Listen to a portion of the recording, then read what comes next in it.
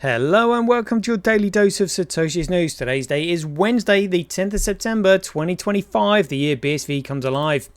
Branch your threads, expand your mind with treechat.ai, or your post put on chain. Right, let's see what we've got today. We've got to go over some of these posts from CSW. Honestly, the man is absolutely on fire. And he said here, another done. Look at this. What is this? Official academic transcript. University of Southern Queensland. Craig Stephen Wright. Juris Doctor. Juris Doctor completed. Eligible to graduate. Wow, it's just absolutely phenomenal what he's doing. But we'll have a look at some of the other posts he's made. I've just responded to one which I thought was quite interesting. We're gonna have to look at this sort of X post that's kind of like gone viral. Although the views have slowed down a little bit, it was absolutely fascinating watching it. It's got 340,000 views. And this has basically got all the shitcoiners asking, hold on a minute, I'm not holding a Bitcoin that's got a #1 legacy address. You know, well, what's going on? So he's basically waking up a whole load of shitcoiners to the truth as to what's going on. Got some posts here from the Bitcoin Association. An article here from Cointelegraph. We'll go over some of the figures just quickly. Make sure we've got this one. Yeah, 24-hour stats. Check what's going on. Have a look at the price. Got some 365 days of Bitcoin history, and then we'll finish with the Careless Weller countdown. Right, let's get into it. Satoshi, like a cowboy in the West, riding on the blockchain that they call the very best. 1 million strong, them transactions flying free. Just wait for the Terra node, you'll surely see.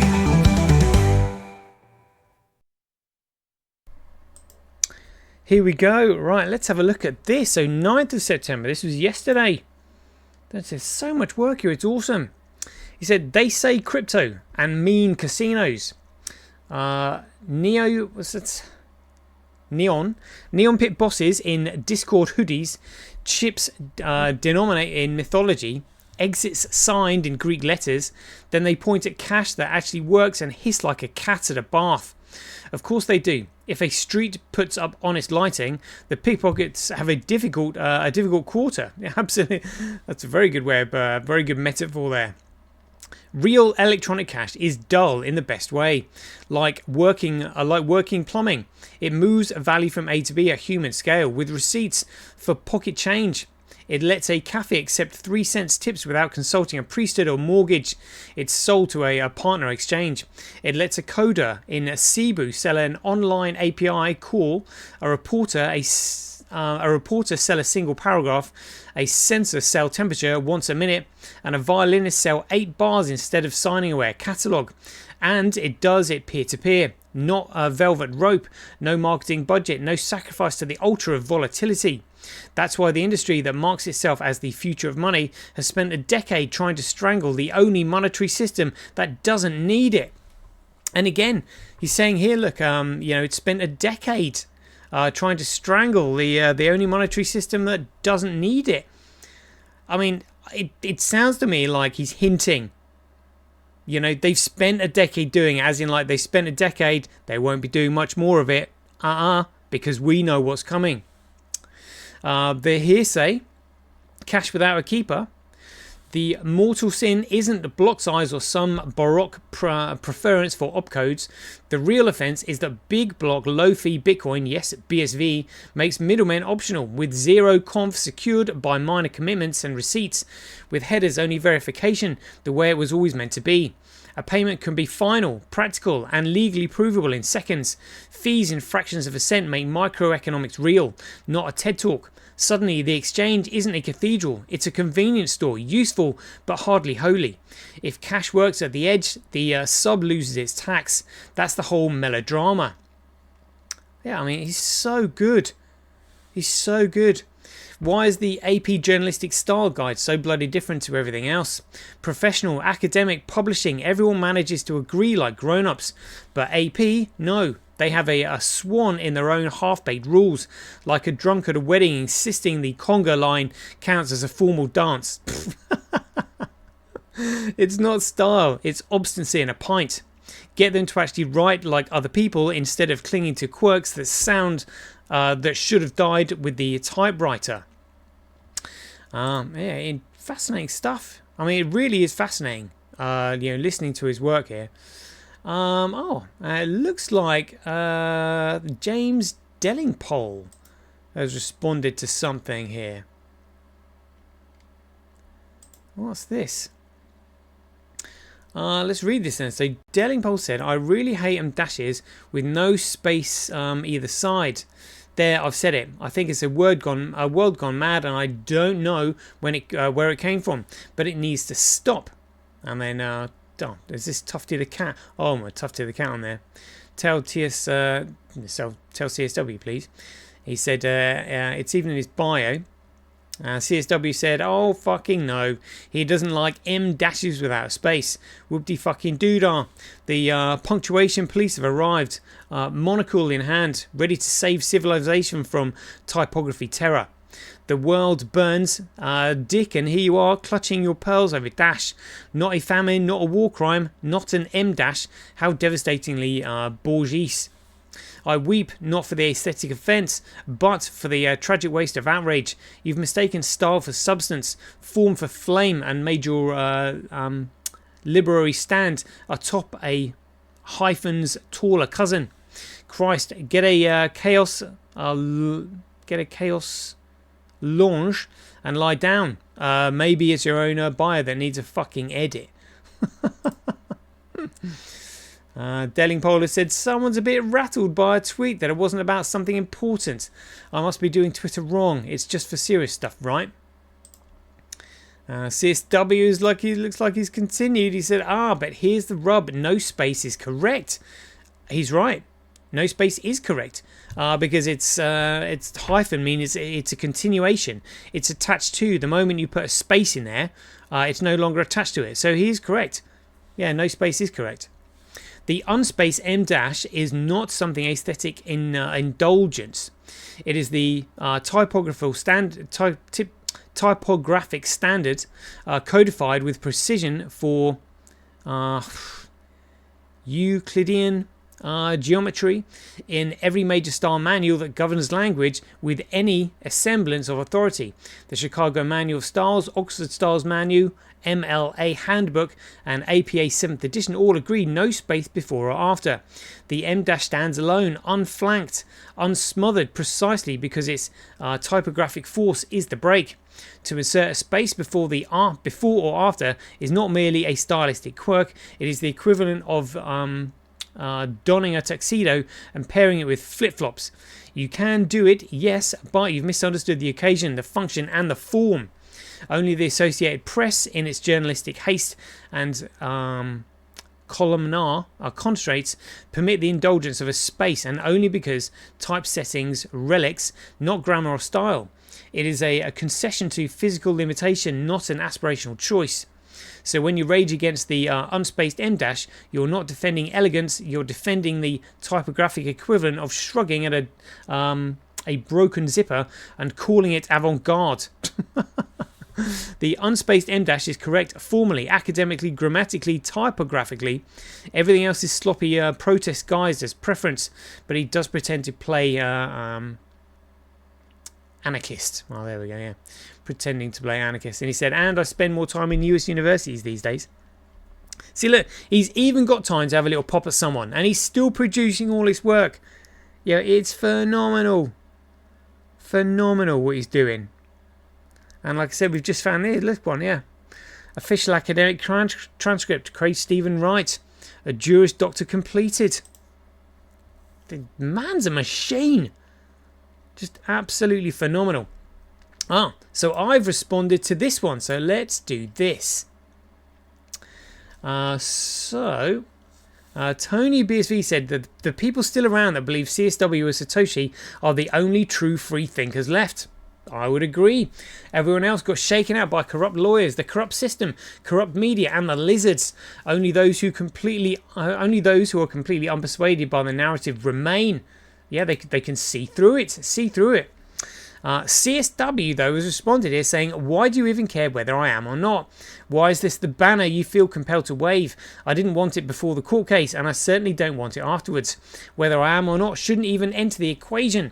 What matters, what has always mattered, is the accuracy of what I say. That's where the focus should be. This endless fixation is nothing but distraction. It does nothing but fuel the same circular argument, the same shouting matches, when the point is, and always has been, far simpler. It doesn't matter whether I am or not, except for those trying to construct an argument from authority. But I don't need that. I've never needed that. Authority is irrelevant when reason stands on its own. I can explain logically, rationally, why Bitcoin must scale, why it was set from the beginning to scale, why the design was clear in 2008, 9 and 2010. The blueprint hasn't shifted, the principle hasn't vanished. They are there in plain sight for everyone willing to read without dogma. You don't need me to be anything, and you don't need to believe in me. If you must believe in something, believe in what actually matters. The benefits of Bitcoin at scale, the power of micropayments, the economic system that unlocks value without gatekeepers. That's the reality. That's the substance. So stop promoting me as some idol or symbol. It doesn't help. It clouds the message. Whether I am or not is unimportant. What I built and what I've created after stands on its own merit. That should be enough. So again, this is CSW's Aspergis showing through. So he's created Bitcoin because, as somebody I know, when they asked him a question, said, look, yeah, how come you invented Bitcoin? His answer was very simply, I saw a problem, I fixed it. Literally, that's what his answer was. I saw a problem, I fixed it. His logical mind is way beyond the average Joe, way beyond mine, way beyond many other people's. But he's just very practical and very logical. But this is what he doesn't realize about other people. Other people haven't got the intellectual capacity that he's got. I certainly haven't. There's no way. So this was my response to what he said here. So he said, why do you even care whether I am or not? Well, because Satoshi is the only one who knows the truth behind all the political plotting and scheming that's happened in Bitcoin. For those who are unable to comprehend the protocol or the legal and economic consequences of certain code changes, Satoshi will have all the answers. That's it in a nutshell. So he says, why do you even care whether I am or not? That's why. That is precisely why. Because in his mind, he's just like, well, look, this is just logical. It makes sense. It's like, well, no, if you don't know the law, if you're unfamiliar with economic theory, even though it's kind of like logical, it still takes a lot of deep thinking in order to get there to actually fully understand it. And I could come back at him and say, well, in his own writings at the very beginning, it was very clear that even he didn't understand the difference between money and currency. People are evolving all the time. But this is why, even I, when I didn't really fully understand what Bitcoin was, but I knew a whole load of shit had gone on behind the scenes, I was just like, there is only one person who knows the answer to absolutely everything, and that is Satoshi Nakamoto. That's why I tracked him down, funnily enough, and actually had lunch with him. That was the main reason. I was like, I've got questions for Satoshi Nakamoto, and he's the only one in the world that I ever want to listen to. I don't give a shit about what anybody else says. I'm only interested in what Satoshi tells me, because he's the only one who knows, and there's so much effing bullshit out there. So much bullshit. I'm not interested in listening to anyone else. That was me. So look, I've got questions, but it's kind of easy to track who Satoshi Nakamoto is. You just look at what's been said, look at who's talking logically about Bitcoin, what makes sense, who are people slating, and also people leave footprints. Just read the white paper. His grammar is all over it. Like, for example, I think it's one of the sections in there. It says, we don't care about double spends. It didn't say, so therefore double spends are irrelevant, or therefore double spends are unnecessary thought, or, it was, we don't care about double spends. I mean, who says that in a white paper? We don't care. What, are you 5 years old or something? That has got CSW's grammar written all over it. And there was other stuff as well, but I mean, basically, you just kind of focus on one person, then you look at all the evidence and you're just like, yeah, kind of obvious really. But again, shitcoin is shit for brains wouldn't figure this out. So I'm kind of with Tony on that one, but I can also see CSW's point of view from an Asperger's point of view. That's what I would say on that one. All right, check this out. So this guy, Bram Canstein, said, he goes, I just found the most regarded anti-Bitcoin take of 2025. I think that's meant to be retarded, but he's put regarded, which kind of like absolutely flips it, which is quite funny. Take of 2025, he said, you won't be disappointed. I mean, this is an awesome clip from Podghost podcast, but it's got 340,000 views. I was watching this, I think it was probably 8th of September, it's now the 10th. So 340,000 views in just 2 days. It was going absolutely crazy. So you're talking about 150,000 views in 24 hours, you know? And even more, it's been going up. So phenomenal. It's been educating all the shitcoiners. Yeah, and it's funny because you can just block all the ones that don't really give a monkeys. But the actual the video itself from Podghost podcast has also gone up as well. You know, other people watching it. Let's see if we can find it then, shall we? Here we go. Even though I've typed it in loads of times. Podghost podcast. Here we go. I think I've got my own playlist on here now. Playlists. There we go. Check it out. So what I'm going to reveal... where is it? That's the one. How many views has this got now? 40,000. 40,250 views. And that's sort of been stuck at 38, 39 for a while. So people are finding it. And the reason people are finding it is because they want to look for it. They're interested. They're curious. So, yeah, I think he's done well to point them over in that direction. Right, let's get on to BSV Association. Let's see what their latest tweet is. This sounds pretty cool. They said, this is Ray, so they said, thanks, Kitty Tweets. It's great to see our code in action through ambassadors like Rachel and the community. Interested in building too? Our repos are here. Nice, excellent stuff.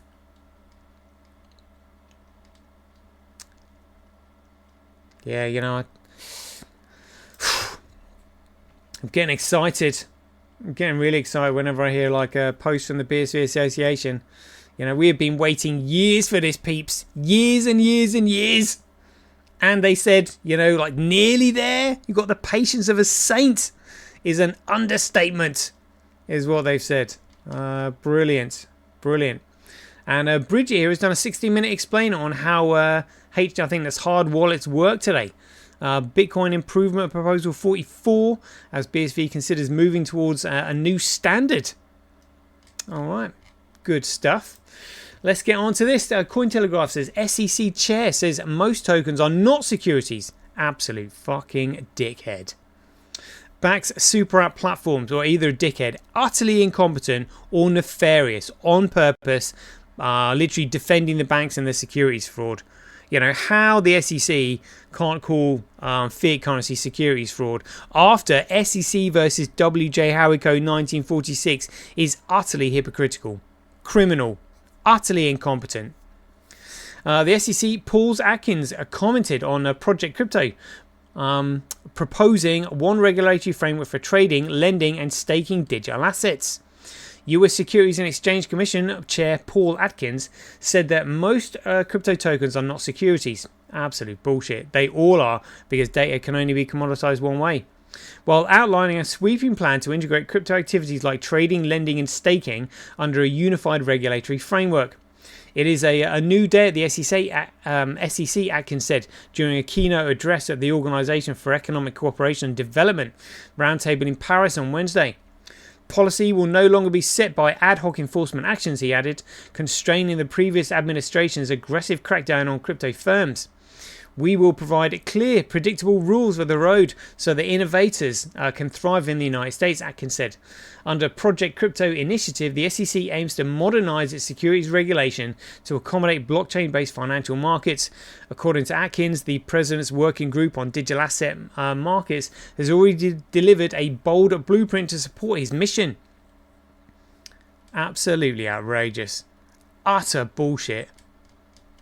Completely incompetent that someone like me can literally explain to the SEC the difference between a digital commodity and a digital security, and yet they don't even know the difference between a commodity and a security, because otherwise they would recognize fiat currency as securities fraud. But do they look that way? No, they don't. Why don't they? Because they're financed by fraud, which makes their entire organization illegitimate. their entire organisation illegitimate because they're funded by fraud. That's it. That's all I've got to say on that matter. Right, let's have a look at CoinDance. There's some big blocks coming through that I just saw. Like transactions 55%, a block size 94. Look at these juicy blocks. Look, 49, 40, 56, 70, 97, 77, 210, 135, 152, 53, 193, 109, 170, 133. All megabyte blocks coming through. Loving that. And it looks like it's mainly record IoT. So fantastic news there. So it's 46,000 times cheaper to transact on Bitcoin than Grapecoin. Oh, it's 4.6% more profitable to mine on Bitcoin. I'm telling you, the profitability is what's being carefully managed. And if it's 4.6% more profitable to mine on SV, it means the door is being opened. It's getting ready for the horse to bolt. Literally. This is massively exciting. Look at that. Daily Bitcoin transactions by network, they're going up. Transactions per block by network. Beautiful. Beautiful. And let's have a look at the politics in the pie charts, because that's where it is. Oh wow, look at that. Look at that. Fees Satoshis on the network right down there on the log curve. And yet it's still 6.4% more profitable to mine on SV.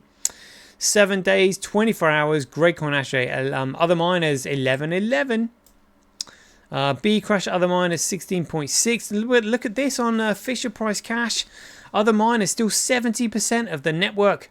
They've got 70% of the network, and yet it's still 9.2% more profitable to mine on it, even though there's a huge miner taking up all that hash rate. Wow. And then CoinDance not reporting the figures correctly as they should do. So let's have a look at this. We've got 630,000 transactions over the last 24 hours. Mining, we'll actually have we'll have a look at the dashboard here. Oh, that is the dashboard stats. Mining stats, 24 hours. Kuv 28.2, Tau 18%, QD Link 16%, SA100 13.7, Tau Terranode 12.98, Gorilla Pool 6.87, and Mining Dutch 3.82. Right, let's see what BitInfo charts have said. Oh, 595,000. Let's refresh that just to be on the safe side, see what they say. There we go, that's more like it. 615,000 transactions over the last 24 hours, representing 15.8% of the entire market. And that's more than Grapecoin. So it's in third position. In terms of overall utility on the market, and yet the price and market cap is ranked kind of like around 100. Absolutely ridiculous. Ridiculous. There we go. Look, 26. Oh, look at this, $26. I wonder if this price spike here could actually be as a result of that viral video that's got 340,000 views. I wonder. Let's just have a look at the big dog then. See what happened at the price. Oh, maybe not. So it looks like Grapecoin was moving, and then the market might have just moved up. Genuine Bitcoin because of that. Let's have a look at DXS app.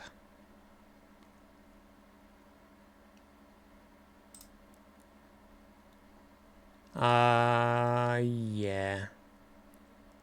Oh yeah, it's not really moved. Looks like it's the traders just sort of like keeping it in line with the big dog. Never mind. Let's have a quick look at Orange X, because their 24-hour chart is just generally sort of quite interesting to look at. It's quite crisp and clear. So that was July. There we go. Let's have a look at on the 15-minute or 1 hour.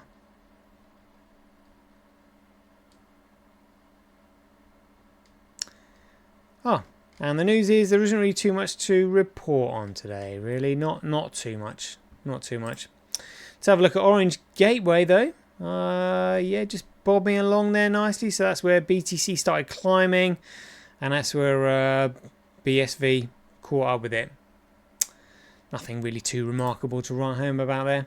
The 10th of September says the anniversary of the 11th of September tomorrow. But I've got nothing in for the 10th. Like, literally nothing. Literally nothing.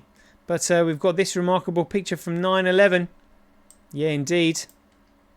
Look at that. Look at that. And they reckon that a plane did that. What a joke. What a joke. Right, that is a 25-minute show. We'll leave it there. I hope you enjoyed it. So we are now the 10th of September. There is 8 days left of the Kellenschweller countdown. I'm getting really excited to find out what's going to happen between now and then. But even if it goes to 0 and the specific event that this is counting down to doesn't happen then, we will just start counting up until it does. And when it does, the whole world is going to be going absolutely crazy. I'm very much looking forward to it. Can't wait. Even though I shouldn't really be wishing my life away. But it's just so exciting. It's like counting down for Christmas. And I've been waiting years for this. Right, there we go. So I hope you enjoyed the show. And as ever, be away, take care, stay safe out there. Hit the like and subscribe buttons. You're not going to want to miss this. We'll see you in the next one. The king still has one more move.